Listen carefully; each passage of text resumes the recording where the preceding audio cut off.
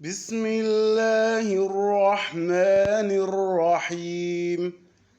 أم تأمرهم أحلامهم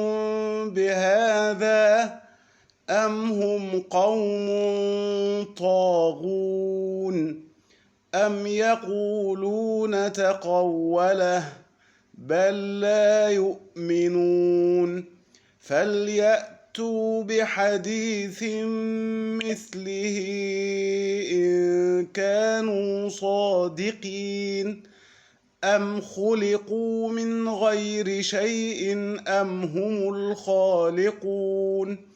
أم خلقوا السماوات والأرض بل لا يوقنون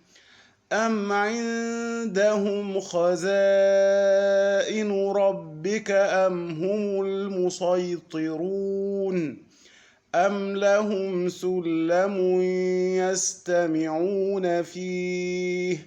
فليأت مستمعهم بسلطان مبين أم له البنات ولكم البنون أم تسألهم أجرا فهم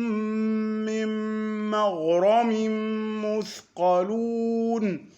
أم عندهم الغيب فهم يكتبون أم يريدون كيدا فالذين كفروا هم المكيدون أم لهم إله غير الله سبحان الله عما يشركون وإن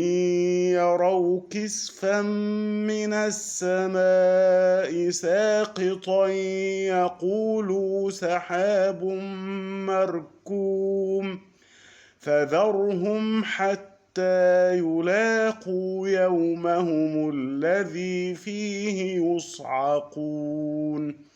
يوم لا يغني عنهم كيدهم شيئا ولا هم ينصرون وإن للذين ظلموا عذابا دون ذلك ولكن أكثرهم لا يعلمون واصبر لحكم ربك فإنك بأعيننا وسبح بحمد ربك حين تقوم ومن الليل فسبحه وإدبار